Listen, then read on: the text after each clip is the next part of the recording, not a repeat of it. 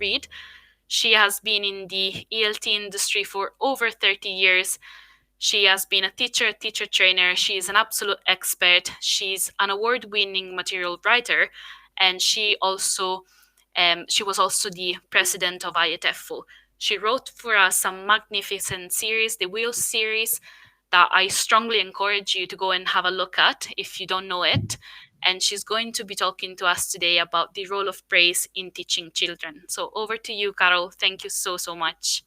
Okay, thank you, Federica, for that lovely introduction, and lovely to see so many of you from countries all over the world. It really is incredible how webinars like this bring us all together. And my topic with you this afternoon, as Federica said, is praise. And just to start off with, I would like you to imagine that you have a friend coming round for dinner, and that is pandemic restrictions permitting, and you've been teaching all day, you've got no time to go shopping, and so you boil some spaghetti, you open and heat a jar of bolognese sauce, you add some grated cheese from a packet, and perhaps if you have them, a few basil leaves to make it look authentic, and your friend says to you, "This is wonderful. What a great cook you are." So how does that make you feel? Well, it makes you feel good. It makes you feel pleased. But then perhaps you begin to think, well, I've managed to fool my friend that I'm a good cook, but have I really? It may also make you feel that either your friend doesn't know very much about cookery, or that he or she is being ironic, insincere, or even manipulative. What do they really want? So actually, among parents and educators, praise is often automatically considered to be a good thing in terms of developing children's motivation and self-esteem. But actually, there's more to praise than meets the eye. And this is really what this webinar is about. And in this webinar, we will explore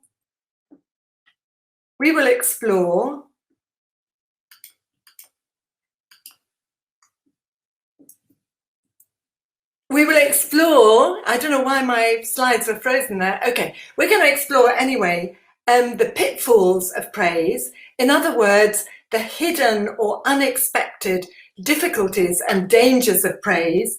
We're going to look at how to give praise to build up self-esteem. Oh, this is happening again. This is what happened to me once before. How to give praise to build up children's self-esteem. We're also going to have a look at the influence of mindsets. We're going to have a look at how to use praise to foster pro-social behavior. And since it varies the way we use praise with younger and older children, we're going to look at praise as a continuum from preschool to lower secondary.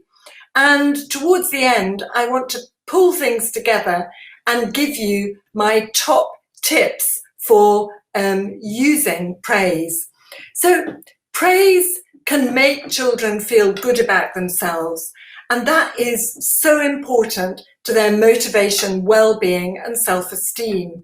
But praise is also a double-edged sword and can produce other feelings as well. We're going to start with a quiz on praise and inner feelings. I'm going to show you 8 typical examples of children receiving praise, and I'd like you to comment, single words, comments, any ideas that occur to you, on the range of inner feelings, not necessarily just positive, that praise can produce. And you can just put your ideas in the chat box. But before we start, I would like you to switch on your cultural filters, okay? As the language of praise and attitudes towards praise may be different in your cultural context. You need to bear in mind individual differences in ways children respond to praise, the relationships between praiser and praised, and things such as tone or voice and eye contact and intonation, which obviously make a huge difference. So let's start then with my first example. Okay, the first example, and this is a child draws a picture but doesn't actually spend much time or effort on it. And the teacher says, "That's a lovely picture. What a great artist you are." So how do you think the child feels? Flattered? Yes, probably. Feel good factor? Yes. But possibly also a creeping feeling that the teacher is either not being completely honest, or even worse, doesn't know what makes a great picture. And this makes the child doubt the praiser or think, "I can fool her. I don't have to make any effort." Yeah, exactly. Loss of trust. Fantastic. Doesn't really care. And also notice here, it's actually being judgmental and labeling a child. And even though that label is positive, as we'll see later, this can lead to a fixed mindset. So what about this next example then? What about this next example? And the teacher says to a child about to have a spelling test, "I know you're good at spelling. You always do well in spelling tests." Well, how do you think the child feels with that? Well, putting pressure, absolutely. And it can also lead to immediate denial. "No, I'm not good at spelling. No, I don't always do well." And it can also create anxiety. Will I live up to expectations? Will I be good at spelling this time? And another thing about this kind of praise is that it emphasizes the omniscience of the teacher's knowledge. It's the teacher who knows rather than the child. And the teacher is giving credit to what they know rather than to the achievement of the child. What about this next example? Okay, the teacher praises everything a child does. "That's brilliant, wonderful, great, fantastic." How do you feel? She feels good. Ha ha ha, yeah, okay. Well, the danger there, of course, is that so much praise like that is that it overly expecting, absolutely unrealistic, fantastic, and it may also become meaningless. On the other hand, with very young children learning English for the first time, we need to remember the importance of this kind of instant feedback and encouragement when they produce language. And I'm sure you find yourself doing it naturally, instinctively, especially if you've been a parent. Van Leer, in his book, Interaction in the Language Classroom, he actually talks about the value of praise to encourage participation, particularly with younger learners. And even though the typical IRF model, initiation, response, feedback of questions in the classroom, for example, "What colour's the duck?" "Yellow." "Very good." That closes down communication, particularly with older learners. But if you're talking 3-year-olds and they say yellow, yes, you're going to say lovely, very good. So that also, this example begins to show the difference in the way we use praise at different ages. Let's have a look at the next example now, that the child puts an effort into writing an essay and the teacher says, "That's a very good piece of work." Okay, but actually doesn't explain why. And this can lead to insecurity. Does he or she really mean it? What made her say it? Will he say it next time? And this kind of praise can create a dependence on the teacher giving praise for a child to actually know their own worth. Let's have a look, an empty phrase, exactly. That's a very good point in the chat box there. Let's have a look at another example now, number 5. And the teacher says, "I didn't think you'd pass the test, but you did. That's fantastic." So, oh, that's simply awful. That's interesting comment there. Because exactly here the teacher is focusing on the child's weakness, but the teacher's praise shows that her view of the child and their ability to progress hasn't actually changed. So this kind of praise on a weakness or vulnerable area may actually interfere with future performance, as the child knows that the teacher doesn't really think she's likely to do well, and this undermines their self-confidence and may affect their performance. Okay, so let's move on to another one now. You're such a talented writer. You should write a post for the school blog. So here, what do we have? We have the teacher showing excessive enthusiasm, and also, like the first one I showed you, the teacher is labeling the child. And actually, in a piece of praise like this, the teacher probably wants that blog post for the school blog, and it's actually a little bit manipulative. So let's have a look at the last one now, and this is one that I'm sure we've all said in our time. I know I've said it to my children. Well done, I'm so proud of you. But of course, what is happening here is the emphasis of the praise has shifted from what the child has achieved to the teacher's pride. So actually, it's about the teacher rather than the child. And so it might be better to reframe it as something like, you can really feel proud of yourself in order to build up the child's internal motivation and pride. So I think always praise for effort. Absolutely. You're anticipating where we're going.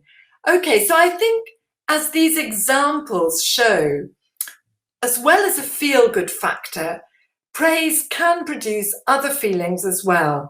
And that this is something we need to be aware of and very careful of. For example, it can produce doubt about the praiser. It can produce anxiety, insecurity, or even denial.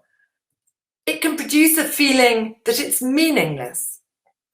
It can also produce a feeling that you're being manipulated. And it can possibly produce interference with your performance and make you feel shaky and lacking in confidence rather than the opposite. Praise can also produce a dependence on approval to know your own worth. And at times, it can produce a feeling that it's more about the praiser than what has been achieved. And so over time, if we're not careful and monitor the praise we give and are self-aware about it, praise can have a potentially negative impact. In fact, praise can be a kind of tyranny, because when you praise children and you say simply, very good, fantastic, you're a wonderful writer, a great artist, you are passing judgment. And living with constant judgment can be a tyranny for children, as although praise may be given positively by teachers, it can be taken away at any time. You're good today, but you may be bad tomorrow. This kind of praise is often conditional. It implicitly says, I'll give you my attention and support when you please me, meet my criteria and standards, and jump through my hoops. And it's also often about the praiser's knowledge. I knew you could do this. I know you can do the other. And the effect of this, very often unwittingly by the teacher, is to create dependency and a vicious cycle with a culture of praise junkies, addicts. In other words, children who need constant affirmation from others to feel confident in their own abilities. Children who are addicted to getting praise from the teacher and always need someone else to judge and evaluate what they've done, rather than developing the inner confidence and autonomy to be able to do it themselves. And this kind of praise creates a dependency on others for children to know their own worth.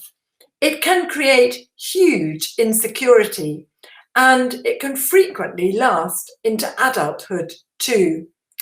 So in order to counter this and break the vicious circle, or make sure it never happens in the first place, we need to use praise in a way that allows children to build up their own positive self-beliefs and self-esteem. And it has been said that parents hold the key to children's self-esteem, but teachers hold a spare one. And as teachers, we have a very significant role in developing children's self-esteem, and the 5 components of self-esteem, based on the work of Robert Reisner back in 1982, and the way we use praise contributes to all of these. So those 5 components: a sense of security, okay, the child knows they are safe; a sense of identity, the child knows who they are; a sense of belonging, the child knows that they are included in the group; a sense of purpose, that they know why they are doing things; and a sense of personal competence, that they know that they can do it. So all those components of self-esteem.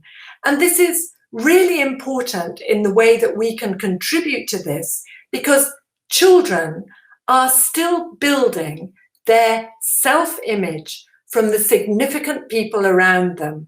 The significant others, the psychological term, the really close and important people in their lives, including teachers, act as a mirror. And if responses from significant others and from their environment are positive, children will learn to value themselves positively. And if responses are negative, children will learn to value themselves negatively.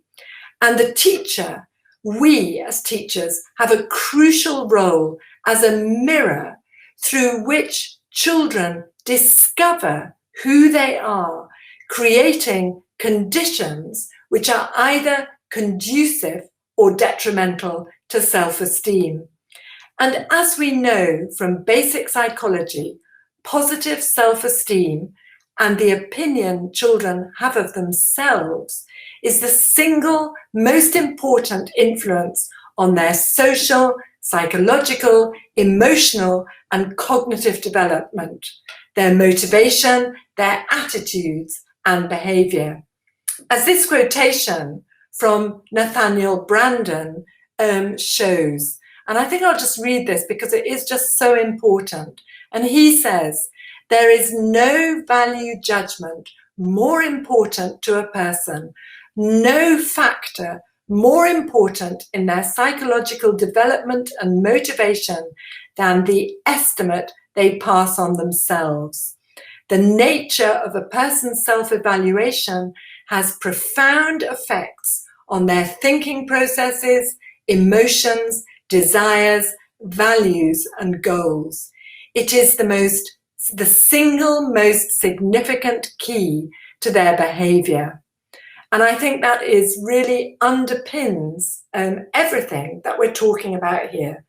So the question becomes, how can we give praise in a way that mirrors back and helps children over time become self-reliant in the estimate they pass on themselves, rather than always reliant on the teacher?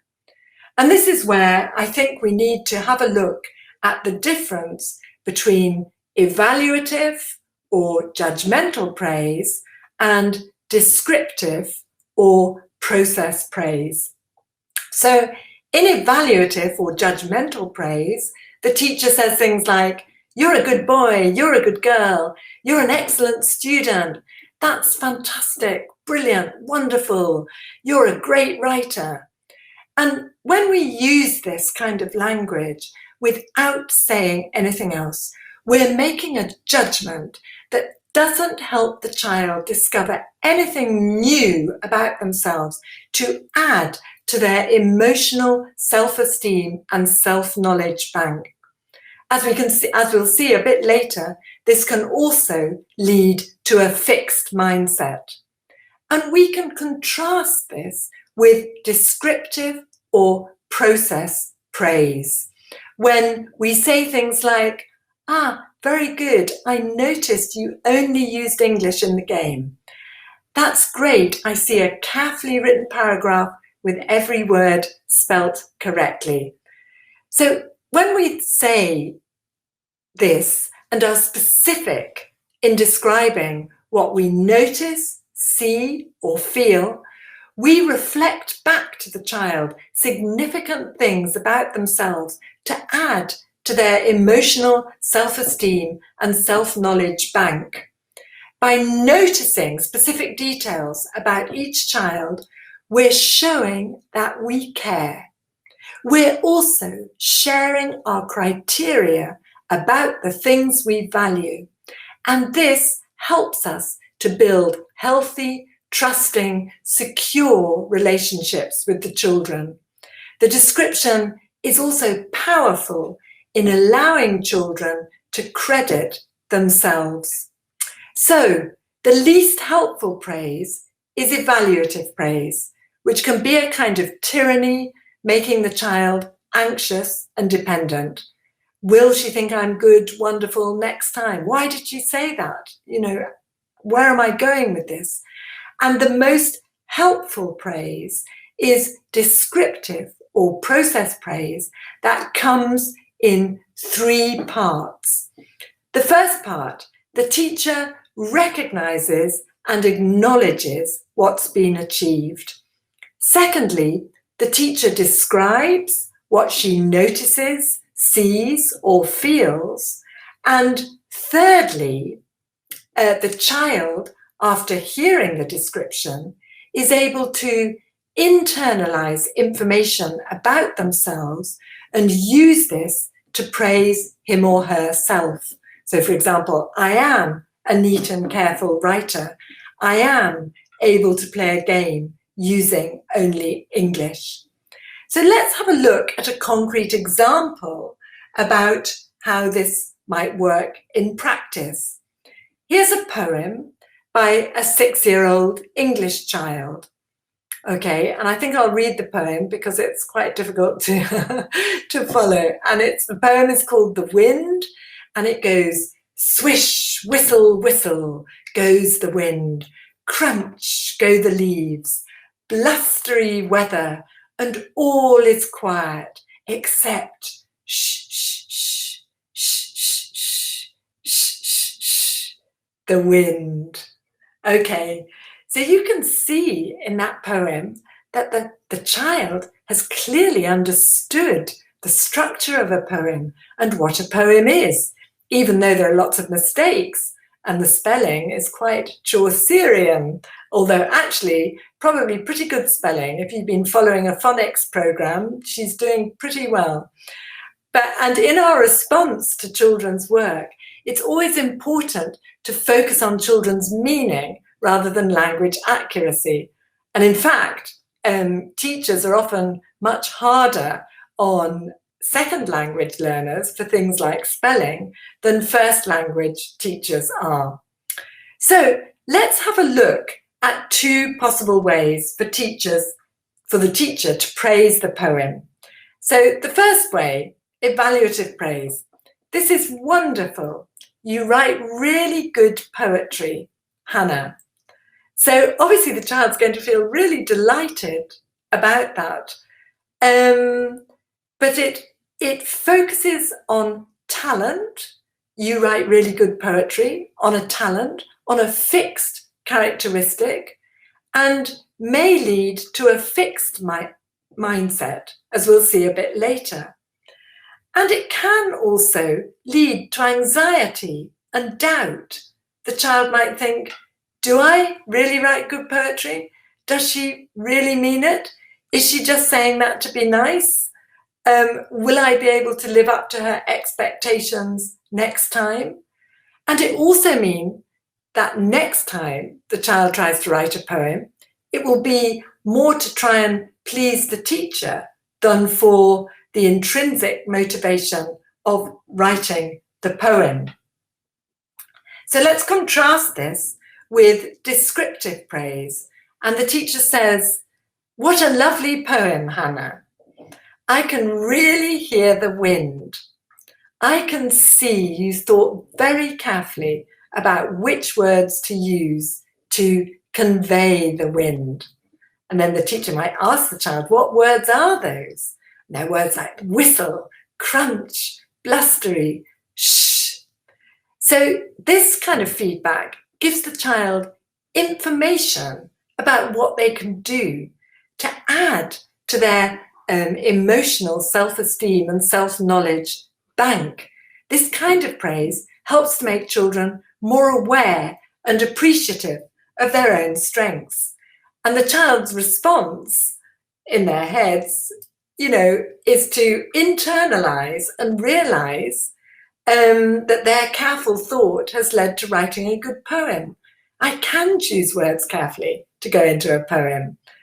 I think I'd like to write another poem now.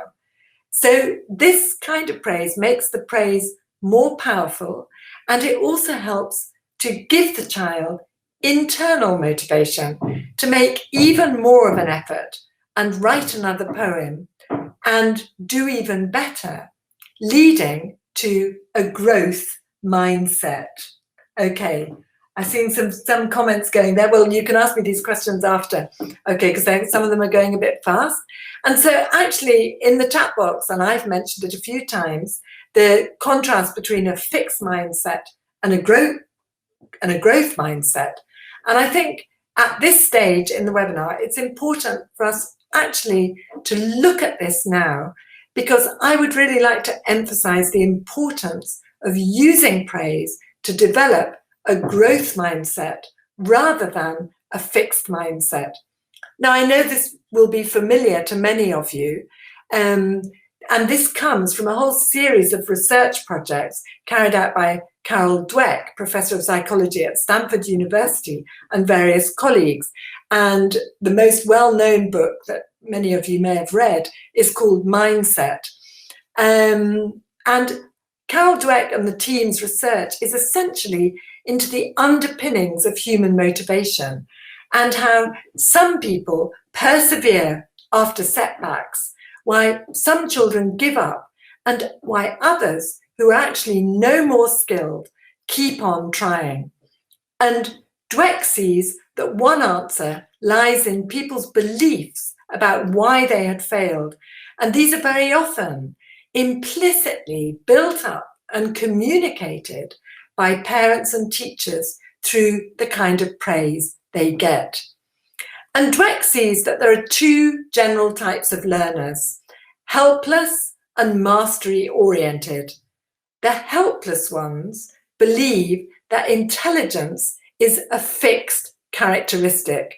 You only have a fixed amount. And by contrast, the mastery-oriented children think intelligence can be developed through effort and hard work. So let's have a look how that works in terms of the kind of mindsets that we maybe unwittingly produce. In a fixed mindset, praise focuses on intelligence or talents. You're good at writing poetry. You're great at maths. What a wonderful writer. What a great artist you are. And praise like this, okay, it makes children feel good in the moment, but we're talking about kind of over time.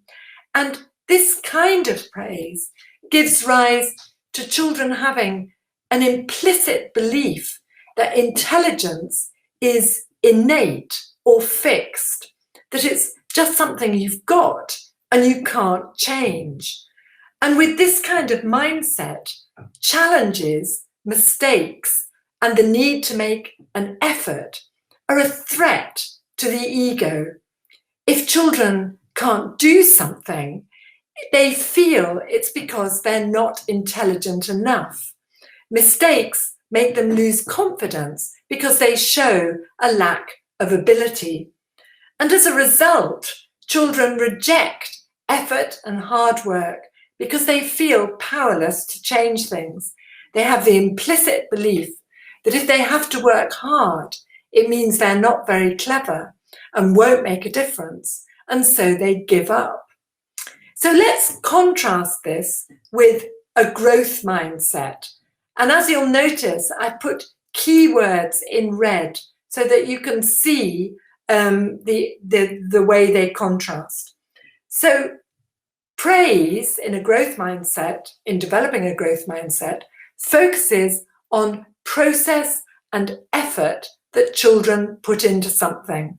So I can see you thought very carefully about the words to use.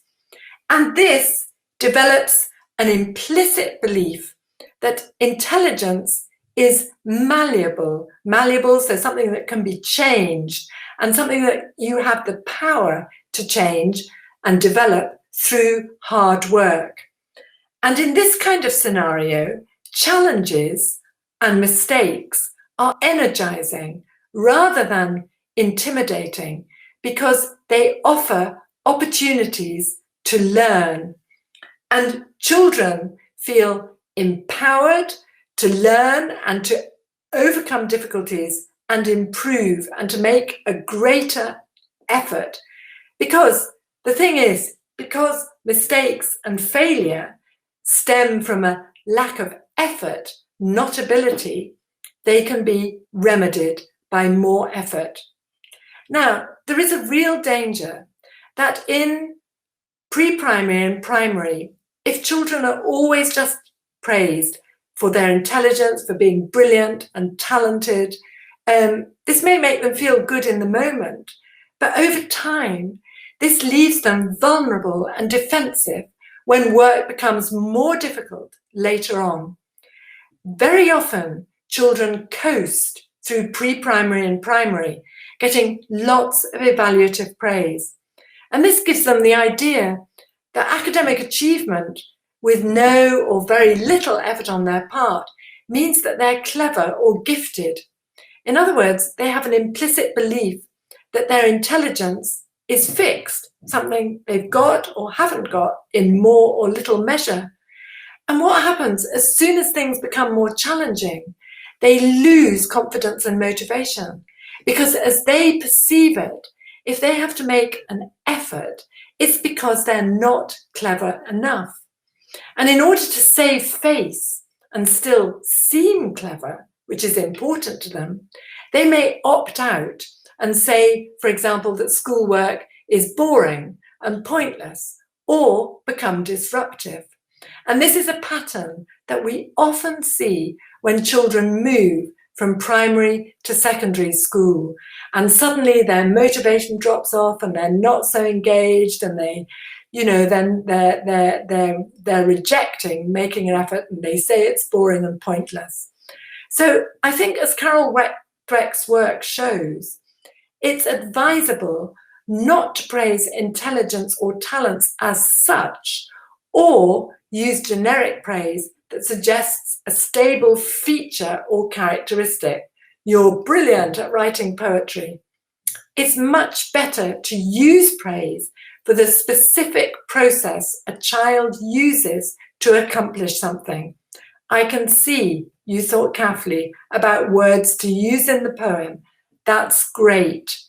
This fosters motivation and confidence by focusing children on the behavior and actions that lead to success.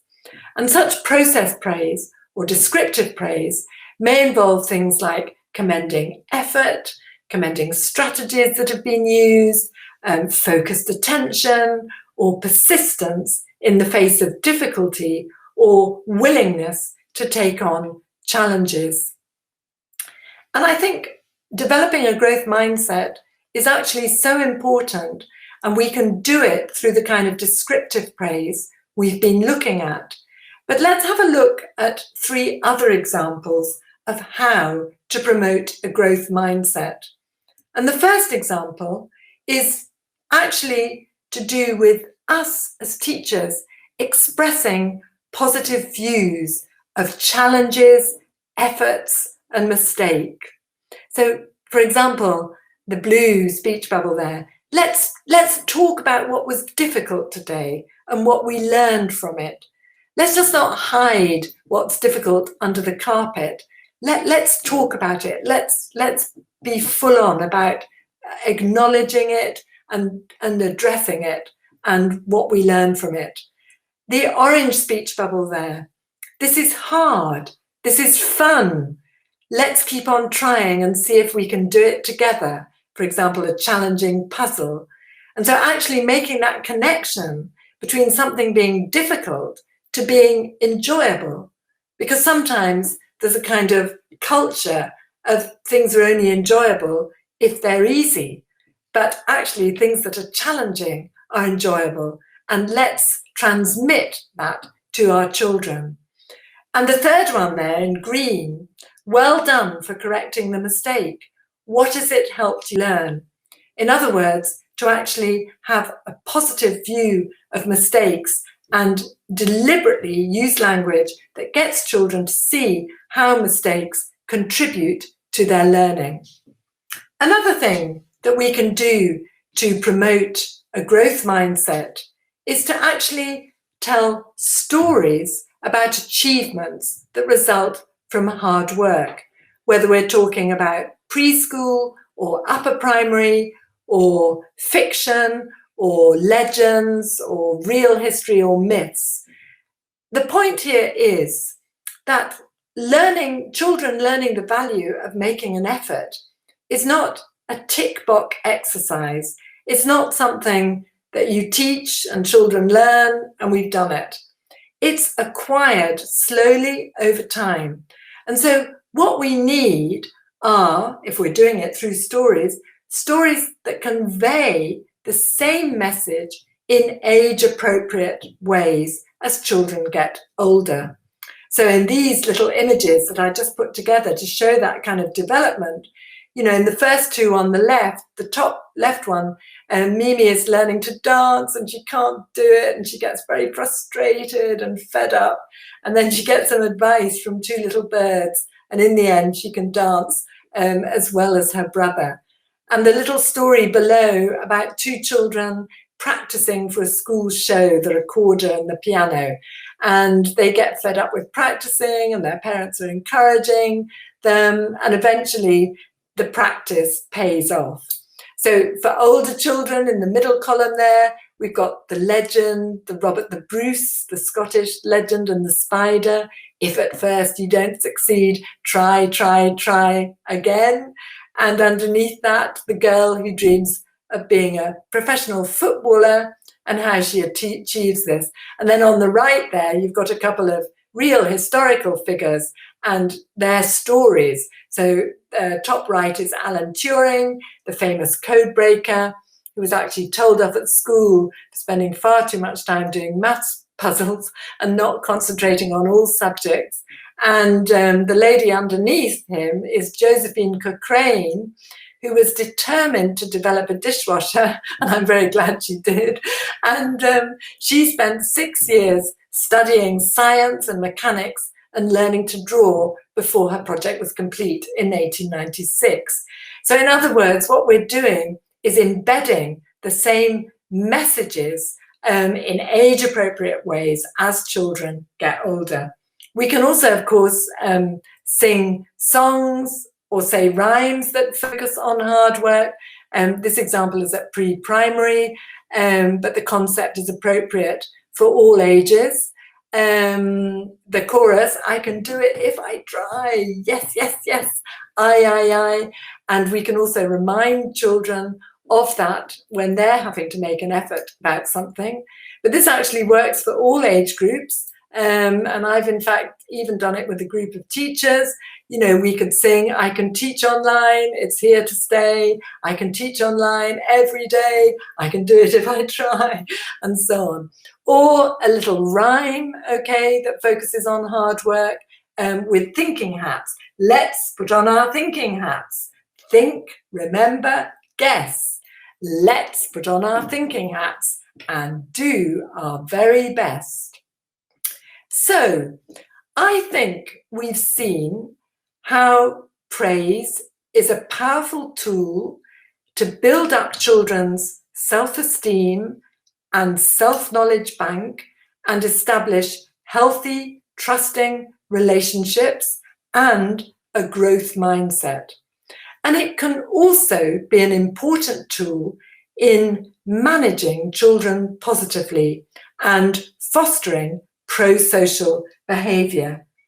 And in this context, I would like to just talk briefly about the concept of strokes from Eric Berne, way back in the last century, but still a very useful psychological concept.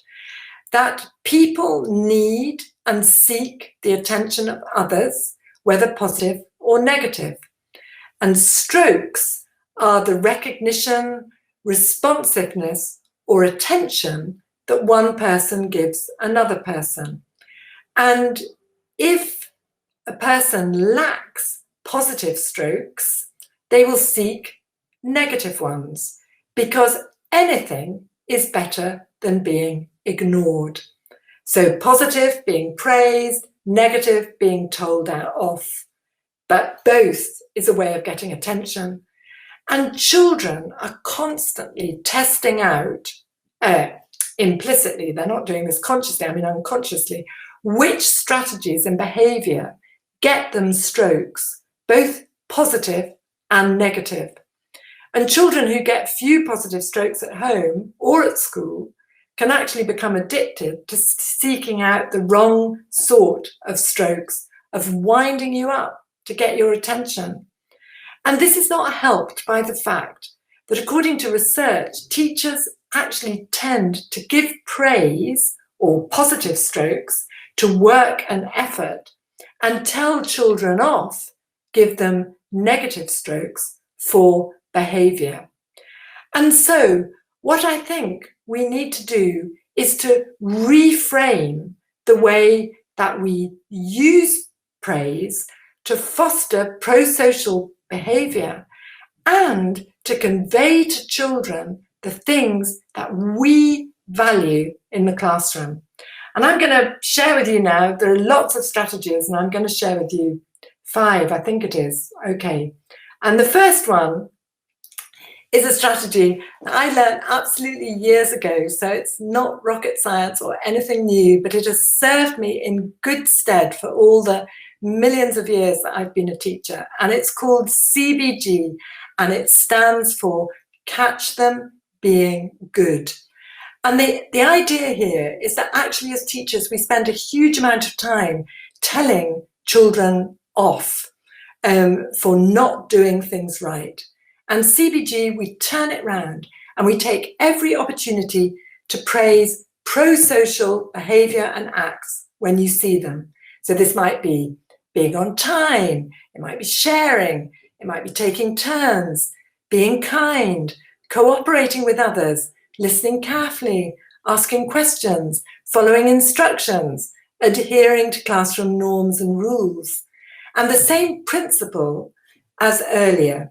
You describe what you see, feel, or notice, because the praise communicates messages about what you value. Therefore, if you value pro-social behavior, it's important to praise this as much as you do work and effort. The next strategy is the 5-to-1 rule of thumb. And this is very much a rule of thumb. But the idea is that you should aim to give praise in the proportion of 5-to-1. In other words, if you have to say something negative to a child or about a child, try and find ways to say positive things 5 more times. And obviously, the bottom line of this is that praise should never be fake or insincere. We're talking about real reasons.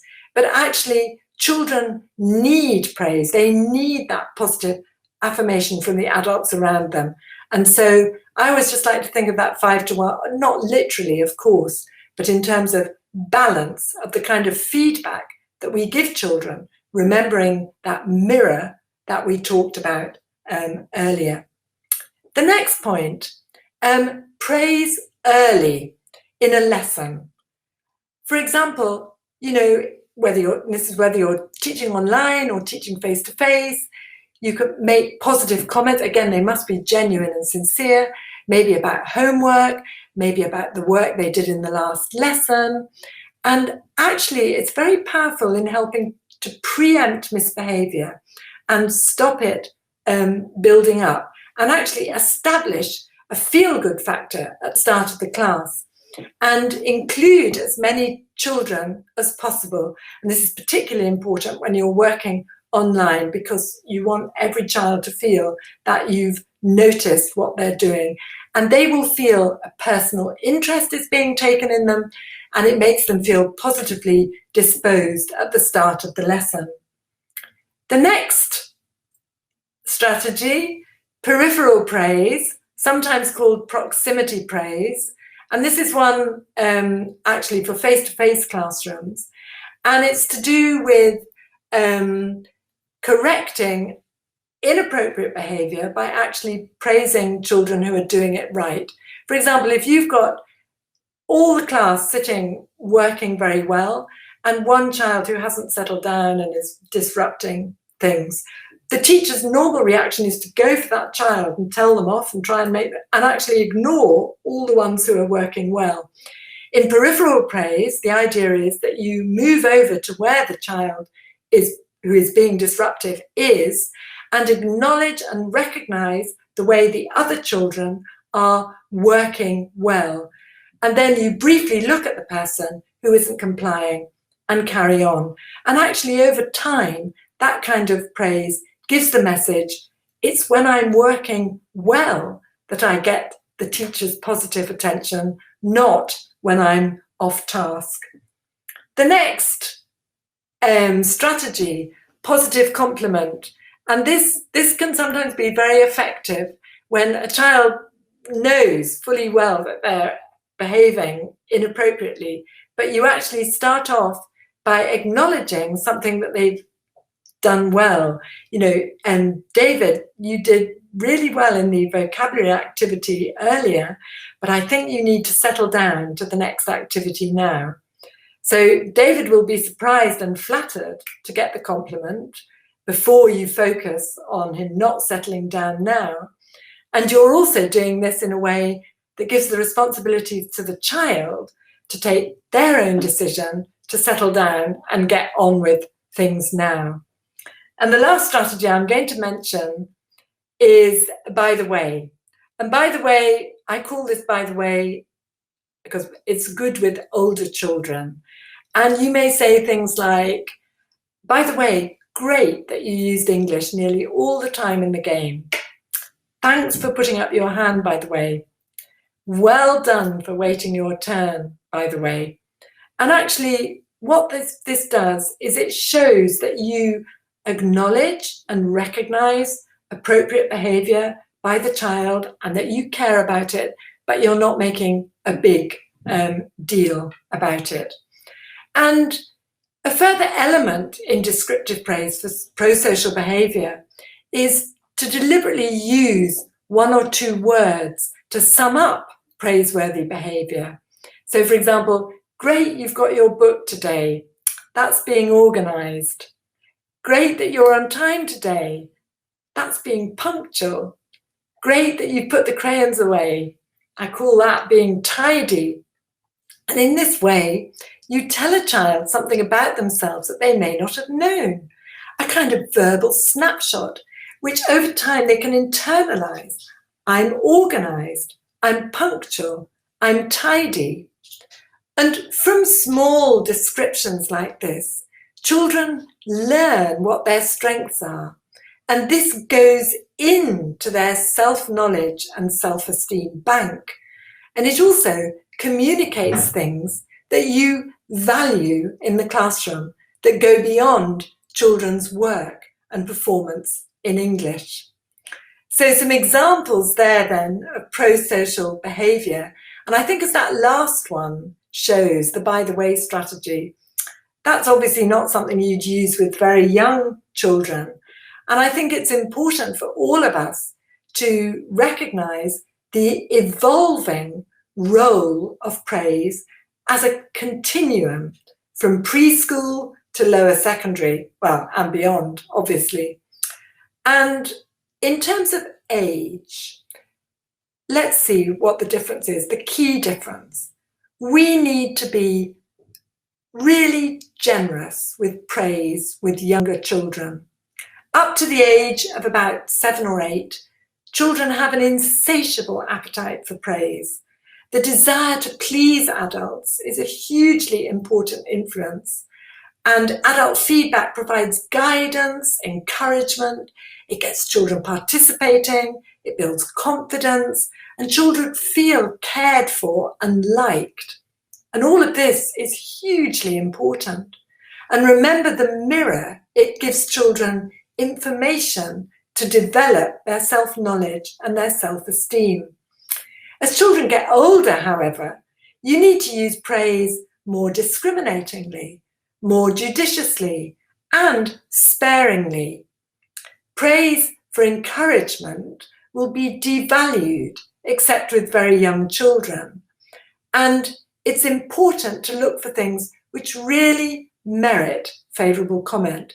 If you overuse praise, it becomes meaningless and will be like a, water off a duck's back for children, and it won't give them that glow that when it's really meant and specific and timely, that has that positive effect on their self-esteem and develops a growth mindset.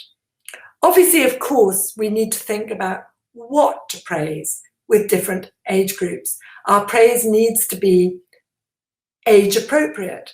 With 4-year-olds, for example, if we say, well done for finding the right page, that's fine and a real achievement, but would obviously be an insult for older learners. We also need to think about whether to praise in public or privately. With younger children, usually praise in front of others is fine and actually contributes to that feel-good factor and self-esteem. But with older children, you need to consider whether to praise publicly or in private. They may feel thoroughly uncomfortable being praised by the teacher in front of peers, not cool at all. That doesn't mean they don't need praise, but they need it in a different way. You also need to think about things like your voice.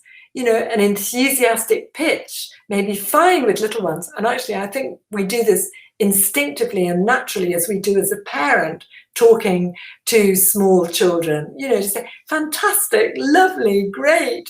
But obviously that is going to seem patronizing and be resented by older children.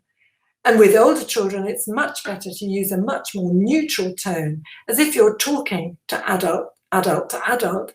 This is more effective and you're going to be taken more seriously. Another consideration is the language that you use for praise, whether you're going to use English or the children's mother tongue or the shared classroom language. And I think, remember back to the 3 parts of praise. Usually it's best to recognise and acknowledge the achievement in English. What a lovely poem, Hannah. But then it may be appropriate to say what you see, notice and feel in their own language, as that may be beyond their comprehension level in English, but it's nevertheless important to convey the message that you want to convey. And then as children grow older and get more competent in English, more and more of your praise and feedback will be in English. Okay, so I'd like to pull things together now by actually sharing with you my top 10 tips for using praise. And I've made a PowerPoint patchwork for this, okay? And let's have a look at these now. And please, if you have any other tips that you'd like me to add to my patchwork, please put them in the chat box because I'd love to hear. Okay, so my first tip is be spontaneous. Be natural and spontaneous about giving praise. Having unexpected praise is a lovely surprise and can have a motivating impact. And when you're spontaneous, you're also genuine and sincere. So be natural about it and be spontaneous. And being sincere leads to the next point, which is be sincere. Never, ever, ever be insincere or use fake praise. You know, children know it. They feel it. They read you. They know when your fake's not real.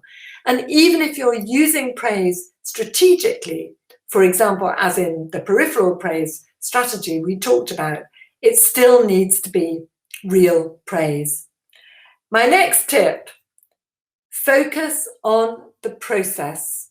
So acknowledge and recognize what children have done, you know, great, fantastic, but then focus on praising children's efforts, actions, and the process they've gone through to achieve the outcome. When children are praised for their efforts, they learn over time to attribute the success to their efforts. And this leads to a growth mindset and recognition that the more they make an effort, the more successful they are likely to be. Next point, which relates to this, make praise specific. Remember those three verbs. Describe what you notice, see, or feel. This feeds into the child's self-esteem and self-knowledge bank of what they know about themselves and what they can do. And the other thing is, this also shows that you've paid close attention to their work and really care. If you just say something like wonderful, great, you may not have even considered it properly. The next tip, frame praise positively. And what I mean by this is highlight the behavior you want to encourage. For example, rather than saying, well done for not shouting out the answer, which of course makes a child think about doing just that, you say, well done for waiting your turn. The next tip, keep yourself out of it. In other words, rather than, I'm so proud of you, which is really about you, say, you can really feel proud of yourself with that bit of work, thereby encouraging children to internalize and build up their feelings of self-worth. Avoid praise such as, I knew you'd do well in the test. I'm sure you'll do better next time, which displays your omniscient knowledge and can create a dependence on you for children to know their own worth. And this also tends to foster extrinsic rather than intrinsic motivation. Children want to do better because they want to live up to what you say rather than because of the intrinsic value of learning. And sometimes praise may seem like you taking the credit for what has been achieved. And John Holt writes about this in his book, How Children Fail in the Last Century, and talking about the way often when teachers praise children, actually what they're really saying is, aren't I a good teacher for having taught you to do this? So I think it's try and keep yourself out of it as much as you can. The next tip, avoid labels. You're brilliant, you're a great writer. Okay, these are positive labels, and they would get a feel-good factor, definitely. But the problem is that over time, if these become part of children's self-beliefs, they may lead to a fixed mindset So I'm a great writer. I've been told I'm a great writer. So actually, I don't need to make a great effort. So you need to focus on their actions, efforts, and persistence to achieve something rather than their fixed characteristics or talents. Next point, avoid comparisons with other children. Sometimes without really meaning to, you might find yourself comparing a child and saying, well done, you even did better than so-and-so. And even if that's private, it's very divisive, and also may encourage children to think that winning and doing better than other children rather than learning is the goal. And the last tip, avoid overpraise. Okay, and I saw somebody putting that in the chat box much earlier as well. Overpraise, it can set an unrealistically high standard, may create anxiety. How can it be achieved again? It can also lead to a fixed mindset, making children fearful of failure in the face of new challenges. And also, you don't need to praise every positive action. The benefits disappear if children always expect it. Exaggerated praise may become meaningless or seem insincere, and even you might also cultivate feelings of superiority in children. But all these tips, remember also that you need to give frequent, encouraging feedback and support. Children need this all the time, not just when they do something praiseworthy, and particularly now during these uncertain and difficult times of the pandemic. That high five or digital praise postcard, I'm sure you've seen those online, depending on whether you're online or face-to-face, to give children support and encouragement they need will never go amiss. And I think it's something that as parents and teachers, we do instinctively anyway. So, looking back over what we've done, in this webinar, we've explored the feelings praise can produce, not just positive. We've looked at using praise to build up children's self-esteem and self-knowledge bank. We've looked at the influence of mindsets. We've looked at using praise to foster pro-social behavior. We've had a look at the evolving role of praise from preschool to lower secondary. And I've just shared with you now my top tips for using praise, just as the drilling noise comes on in the next door flat. I hope it's not disrupting you too much. So the final message of my webinar is this: praise is powerful. Use it often. Use it with care. So that really brings me to the end of my webinar. And just to follow my own advice, I'd like to say thank you for participating so actively.